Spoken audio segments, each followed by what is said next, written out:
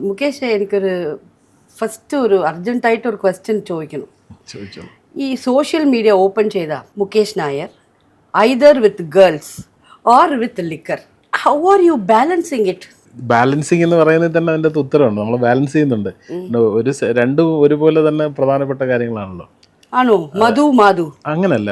മദ്യം എന്ന് പറയുന്നത് നമ്മളിപ്പോൾ ജീവിക്കുന്ന കേരള സംസ്ഥാനത്താണല്ലോ. കേരള സംസ്ഥാനം ഇന്ന് നിലനിന്ന് പോകുന്നത് ഇതിൻ്റെ വരുമാനം ഒന്നുകൊണ്ട് മാത്രമാണ്. ഇതില്ലെങ്കിൽ ഇല്ല, സത്യം. അപ്പോൾ അതൊരു വലിയ ഇമ്പോർട്ടൻറ്റ് ഫാക്ടറാണ്. പിന്നെ അപ്പുറത്തെ സൈഡിൽ സ്ത്രീകളെന്ന് പറയുമ്പം നമ്മൾ എല്ലാവരും വേണമല്ലോ. അപ്പം ജനറ്റിക് ആയിട്ടുള്ള സ്ത്രീകളില്ലെങ്കിൽ പിന്നെ ഒന്നുമില്ലല്ലോ. No reproduction, no nothing. So രണ്ടും ബാലൻസ്ഡ് ആണെന്നാണ് അങ്ങനെ വിശ്വസിക്കുന്ന ഒരാളാണ് ഞാൻ. സോ നിങ്ങൾ എന്താ റീപ്രൊഡക്ഷൻ്റെ കിങ് ആണോ? ആൽഫ മെയിൽ എന്തെങ്കിലും ഫീലിംഗ് ഉണ്ടോ? അങ്ങനെ ഒരു ഫീലിംഗ് ഒന്നുമില്ല. പിന്നെ നിങ്ങൾക്ക് റീപ്രൊഡക്ഷൻ വേണമെങ്കിൽ നിങ്ങൾ വൈഫ് അല്ല റീപ്രൊഡക്ഷൻക്ക്. പിന്നെ എന്താ സ്ത്രീകളിൽ അല്ല, നമ്മൾ ജനറലൈസ് ചെയ്ത് പറഞ്ഞതാണ്. ഇപ്പോൾ ഞാൻ മദ്യത്തിൻ്റെ കാര്യം പറഞ്ഞപ്പോഴും ഞാനല്ലല്ലോ ഈ ഹോൾ മദ്യവും കൺസ്യൂം ചെയ്യുന്ന ആൾ. ഞാനതിൻ്റെ 1% താഴേക്കേ ഉള്ളൂ. ബാക്കിയെല്ലാം കൺസ്യൂം ചെയ്യുന്ന ഇവിടുത്തെ ജനങ്ങളല്ലേ. അപ്പം ഇതെല്ലാം അതുപോലെ തന്നെയാണ്. ഇത് രണ്ടും ഞാൻ അങ്ങനെ ജനറലൈസ് ചെയ്ത് പറഞ്ഞതേ ഉള്ളൂ. ഇൻഡിവിജ്വലായിട്ട് അതിനെക്കുറിച്ച് പറഞ്ഞില്ല. ജനറലൈസ് ചെയ്ത് ബാലൻസ് ചെയ്യുന്നത് എങ്ങനെയാണ്, അത്രയേ ഉള്ളൂ. മദ്യം, ഡ്രിങ്ക്സ് കഴിക്കുന്നത് നോട്ട് ഗുഡ് ഫോർ ഹെൽത്ത് അല്ലേ? How are you promoting it? അതെങ്ങനെ പ്രൊമോഷൻ എങ്ങനെയാണ് അത് ചെയ്യുന്നത്? ഞാൻ മദ്യം പ്രൊമോഷനായിട്ട് ചെയ്യാറില്ല. ഞാൻ എൻ്റെ ലൈഫ് സ്റ്റൈൽ വീഡിയോസ് കാണിക്കാറുണ്ട്.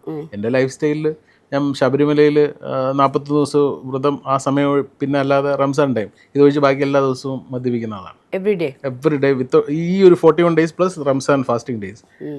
UAയിലായിരിക്കും റംസാൻ സമയത്തൊക്കെ മിക്കവാറും. അപ്പോൾ നമ്മളെ ഫ്രണ്ട്സ് എല്ലാവരുമായിട്ട് നമ്മൾ ഒരുമിച്ച് ഫാസ്റ്റ് ചെയ്യും. അതുപോലെ ശബരിമല പോകുന്ന സമയത്ത് വ്രതമായിരിക്കും. ആ സമയം വെച്ച് ബാക്കി എല്ലാ ദിവസവും ഞാൻ വെള്ളം അടിക്കാറുണ്ട്. അപ്പോൾ അത് നമ്മുടെ ലൈഫ് സ്റ്റൈലിൻ്റെ ഭാഗമായിട്ട് JD ആണ് എൻ്റെ ഒരു ഇതിൻ്റെ തുടക്കം. അങ്ങനെയാണ്, JDയിൽ നിന്നാണ് തുടങ്ങുന്നത്. ഇപ്പോൾ അവിടെ നിന്ന് തുറുപ്പുകൊല്ലാനിലേക്ക് എത്തിയിരിക്കുന്നു. നമ്മുടേതല്ലേ തുറുപ്പുകൾ. ஸோ நல்ல ஹல்க் மாதிரி இருக்குது, பல்காக இருக்குது. பின்ன எங்கே ட்ரிங்க்ஸும் பின்ன ഇത്രയ്ക്കും you know what, you are not fat, you are not obesed, you are well build. ഇതാണ് എൻ്റെ സ്റ്റേറ്റസ്. നിന്നെക്കുറിച്ച് എന്നെ ചോദിച്ചാൽ ഇത്ര ഡ്രിങ്ക്സും കഴിച്ചിട്ട് അതിനെ കോമ്പൻസേറ്റ് ചെയ്യാൻ what kind of food you take?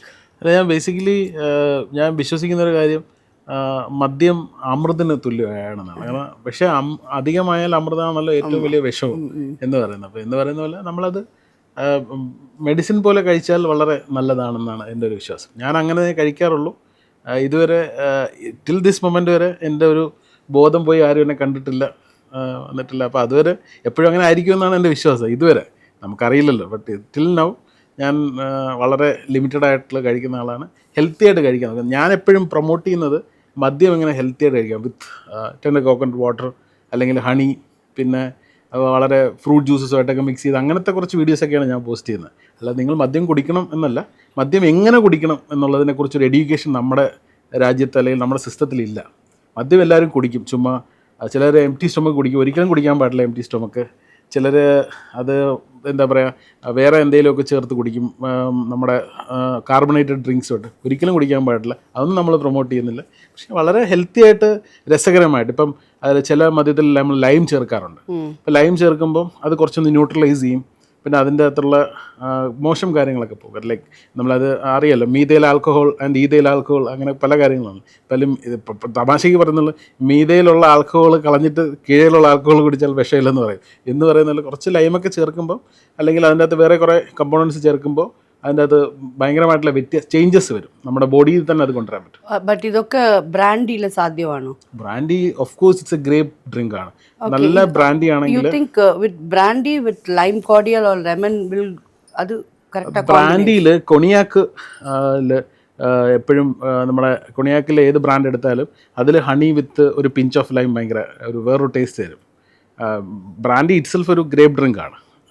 അപ്പോൾ അതിൽ നിന്ന് കുറച്ച് സിട്രിക് എവരിബഡി അഫോർഡ് കൊണിയാക്ക്. അത് പാടാണ്, കൊണിയാക്ക് അഫോർഡ് ചെയ്യാൻ പാടാണ്. ബട്ട് നമ്മളുടെ ഇന്ത്യയിൽ മാർക്കറ്റിൽ അവൈലബിൾ ആയിട്ടുള്ള മേജർ നല്ല ബ്രാൻഡുകളെല്ലാം ഗ്രേപ്സിൽ നിന്ന് ഉണ്ടാക്കുന്നതാണ്. കൊണിയാക്ക് എന്ന് പറയുന്ന ഫ്രാൻസിലുള്ള ഒരു സ്ഥലമാണ്. ആ സ്ഥലത്തു നിന്നുണ്ടാകുന്ന സ്പെഷ്യൽ ഗ്രേപ്സ് കൊണ്ട് ഉണ്ടാക്കുന്ന ബ്രാൻഡിയാണ് കൊണിയാക്ക് എന്ന് പറയുന്നത്. Cognac itself is a brandy. But അതിൻ്റെ അകത്ത് ഏജ് ഉണ്ട്. കൊണിയാക്കിൻ്റെ 80 years ഷിവാസ് റീഗൽ 12 years. അപ്പോൾ ആ ഒരു ഇത് നമ്മുടെ ബ്രാൻഡ് ചെയ്ത് പറഞ്ഞാൽ ഇമ്മീഡിയറ്റ് ആയിട്ട് ഗ്രേപ്പ് കൊണ്ടുണ്ടാക്കി എടുക്കുന്നു. That's it.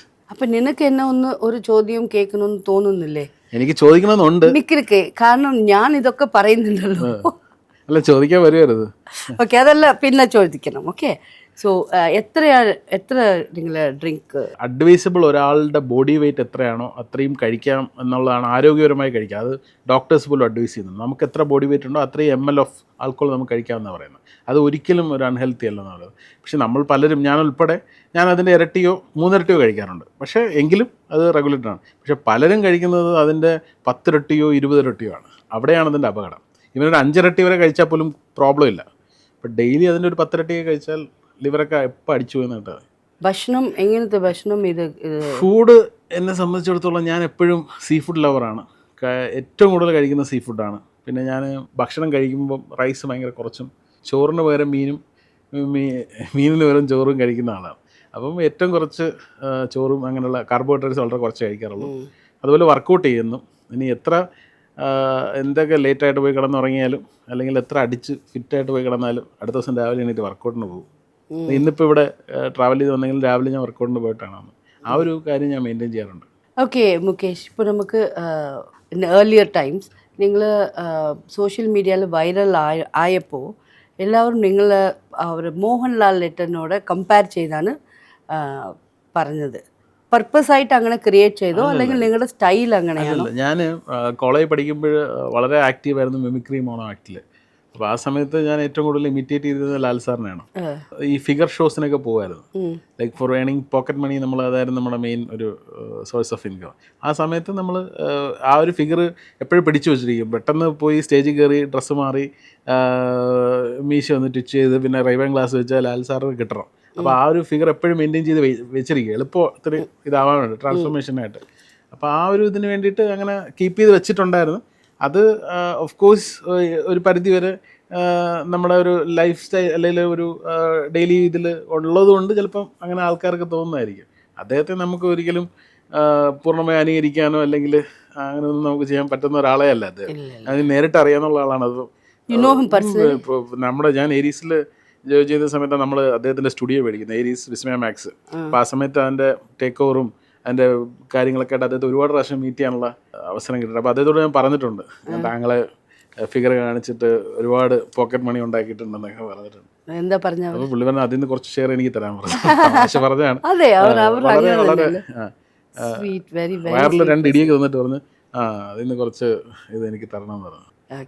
പുള്ളി എപ്പോഴും വിസ്മയ മാക്സ് സ്റ്റുഡിയോ വരും. ഇപ്പോഴും പുള്ളിയുടെ മേജർ മൂവീസ് എല്ലാം ഡബ് ചെയ്യുന്ന അവിടെയാണ്. പുള്ളിക്ക് കംഫർട്ടാണ് അവിടെ, ഭയങ്കര കംഫർട്ടാണ്. പുള്ളിയുടെ മേജർ മൂവീസ് എല്ലാം അവിടെ തന്നെയാണ് പുള്ളി ചെയ്യുന്നത്. പുള്ളിയുടെ ഓൺ സ്റ്റുഡിയോ ആയിരുന്നതുകൊണ്ട് പുള്ളിക്ക് പിന്നെ പേരിൽ അദ്ദേഹത്തിൻ്റെ മകളുടെ പേരല്ലേ, അത് നമ്മളത് എടുക്കുമ്പോഴും അദ്ദേഹത്തിൻ്റെ ഒരൊറ്റ ഇപ്പോൾ പിടിവാശിയ പേര് ചേഞ്ച് ചെയ്യരുതെന്നുള്ളതാണ്. ട്രിവാൻഡ്രത്തും കൊച്ചിയിലും ഇതുവരെ നമ്മളത് ഏരീസ് വിസ്മയ മാക്സ് എന്ന് മാത്രമേ വെച്ചിട്ടുള്ളൂ. അത് അദ്ദേഹത്തിൻ്റെ മോളോടുള്ള സ്നേഹം. സൂപ്പർ.